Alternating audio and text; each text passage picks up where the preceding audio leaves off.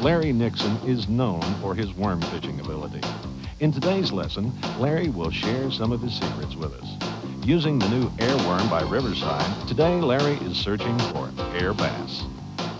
There's another one. Oh, I missed that one. I didn't miss that one. That's what happens when you miss one. Don't never reel it in instantly. Let it sink back. You know, if it's not way down in that brush. Now, if you're in a big bunch of brush and you let it sink back, you're gonna get hung up. But when you're fishing a weed line and you miss a fish, always drop it back, because a lot of times he'll come right back and get it. What he thinks is you jerk it out of his mouth and he thinks, oops, ooh, he got away from me. And I'm gonna catch that thing.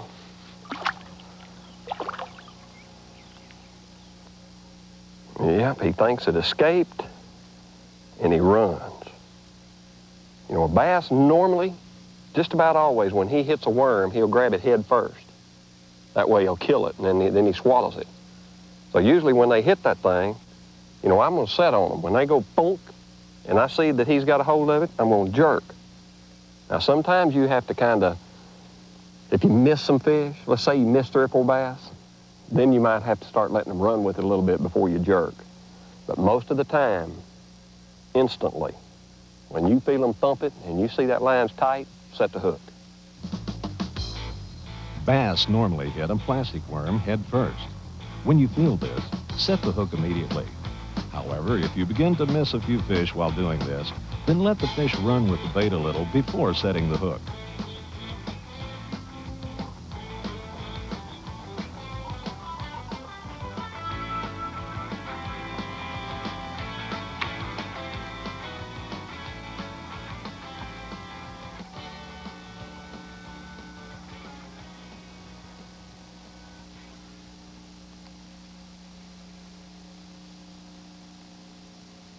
Work that rod tip, make that worm move a little bit.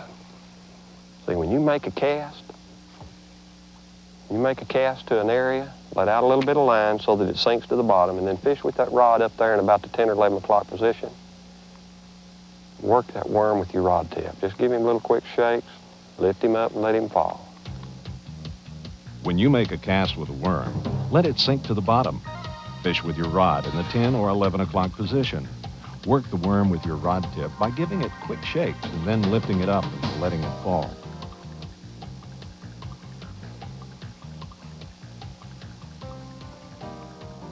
Shake, shake, shake, and lift. Let him fall. The worm looks like he's rooting on that bottom down there. And there it's hung on something right there. But it's grass. So shake it loose and let her fall. There's a fish. Right there. Oh, that feels like a little one. Oh, he jumped off. Now see, that's what little ones do.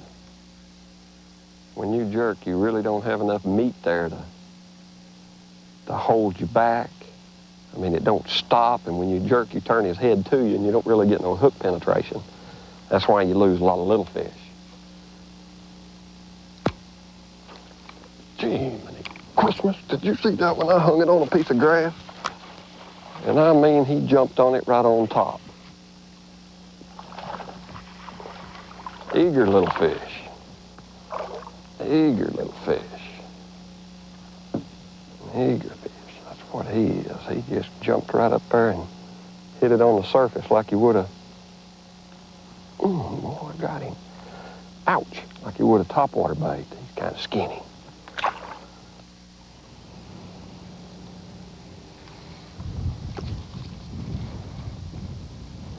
Need a log chain to get one out of there.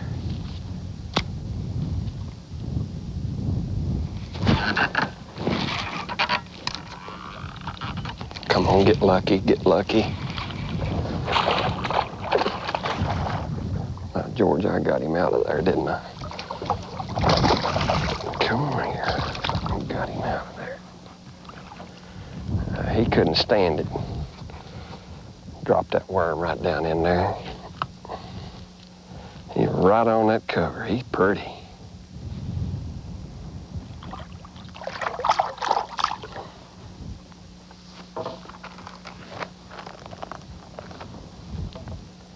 Couldn't stand that worm drop down in the middle of his house.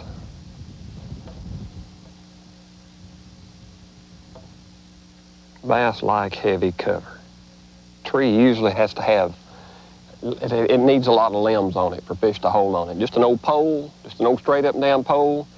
If it's relating to a drop or sitting on the edge of something that's got the right bottom structure change, then it can be good. But them good heavy trees are the best ones. A lot of times I'll just go from heavy tree to heavy tree.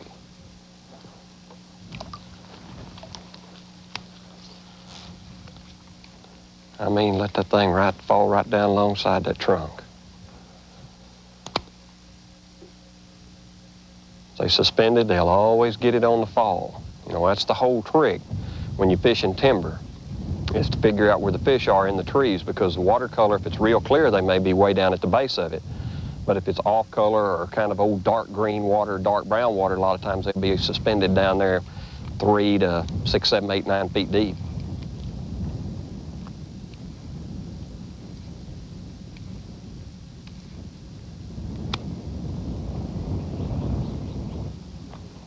Wind's picked up quite a bit now. Probably got a weather change coming. Ought to make these old fish really bite.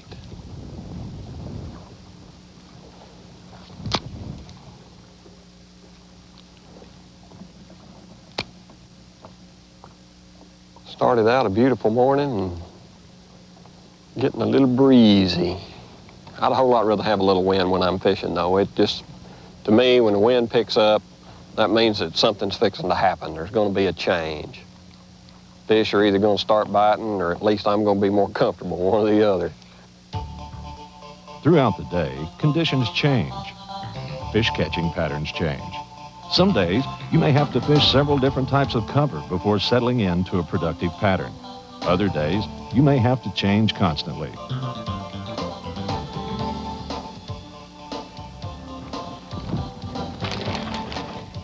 Oh, that feels like a good one right there. Right out that open water, I throw into that edge.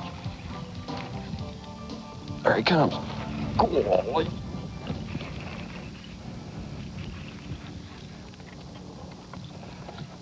Oh, man.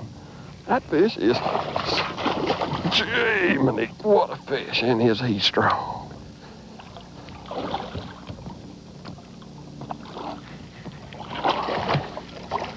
He is strong. Come here. Where at? Right in the tongue. I mean, right in the tongue. That's a good one right there. Tell you what, it got cloudy a little bit. You know, this is one of the things fishermen have to fight all the time is clouds and wind. Changes, daily changes. It clouded up on us a little bit, and the fish have moved away from the cover. Man, I throwed that one right out there in open water. There's a little drop there, a little bit of a bottom change.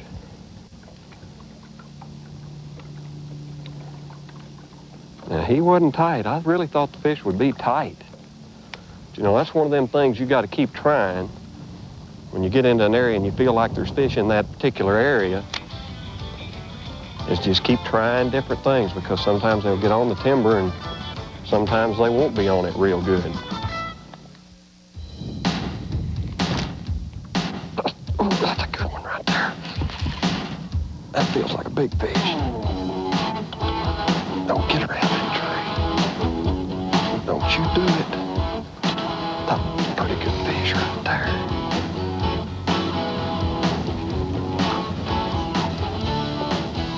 Come out from that boat.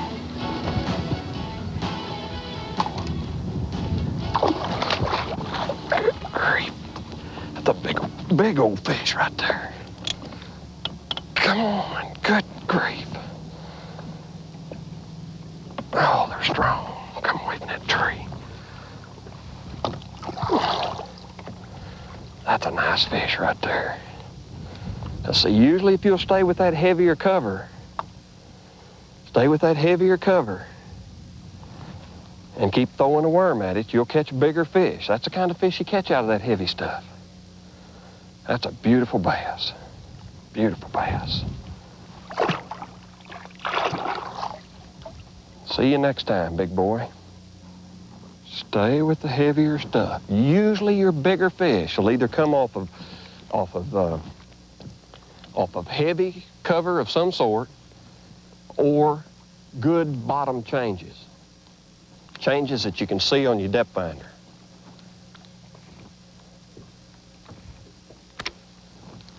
Yeah, a little clump of trees right there and big old tree stump.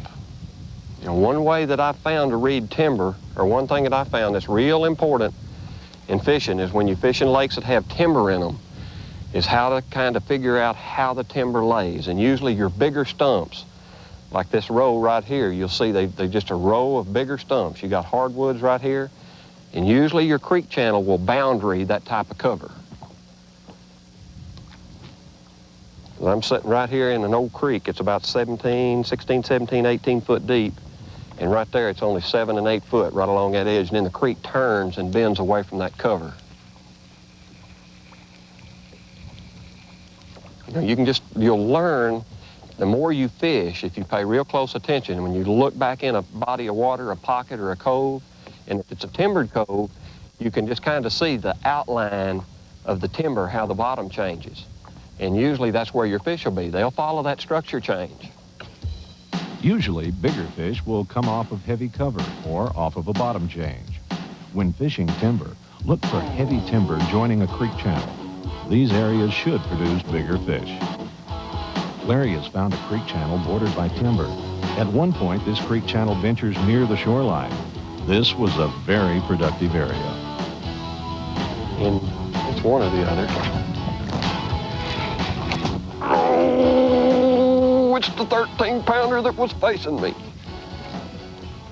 Get out from around that tree, you big gorilla. Gee, many Christmas. Look at that dude. Whoa! Godzilla! Come here. Don't you do it. Don't you break my string. Ah, ain't that a beauty? That's the kind of fish that's fun to catch. Big old mean ones.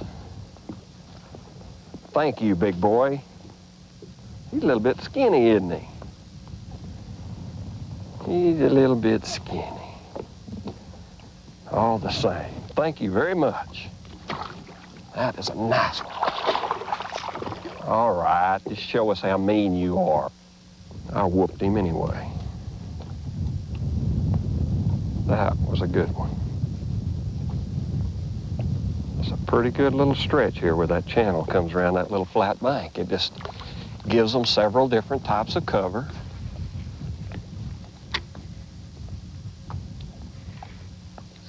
Kind of place where you can catch more than one fish.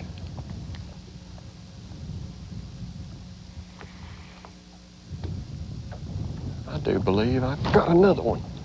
Oh, that feels like a fish. And he's a big one.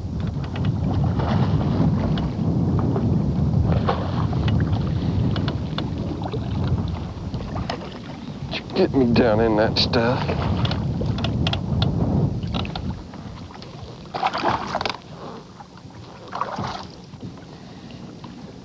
Caught me by surprise. I say, when you miss them, always drop that rod back because sometimes they'll come back and get it. I sure missed that fish the first time.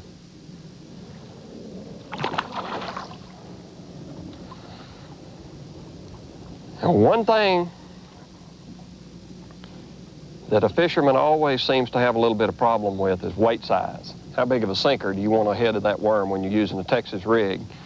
And the best thing I can tell you is when you're casting is to use one that, you know, it kind of matches the conditions in which you're fishing. The clearer the water it seems like to me, the faster that it can sink and not bother the fish. And then the more off-color the water it is, you need to use a lighter sinker. When selecting the sinker size for your worm, keep in mind the water clarity. In clear water, the bait needs to fall faster, so use a heavier sinker. In off-colored water, a lighter sinker will help the bait fall slower. Also, a slower falling bait would be in order for colder water.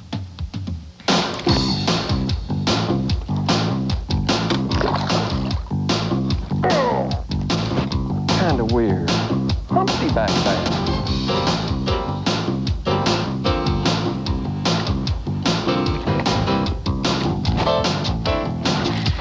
Good one. Whoa, come out of there.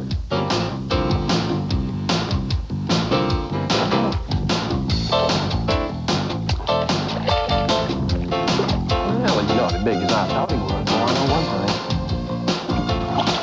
Told you I got you. Oh, I'll tell you what, this has been fun. When you catch fish on a plastic worm, and it's nice and cool, that's my kind of fishing. I love that worm fishing. I can remember the first bass I ever caught on a worm. That's how vivid a worm fish is in my mind. Thank you, Mr. Bass, for making my day. Come back and get in the boat with me next week, folks. I'll teach you how to be a better bass fisherman.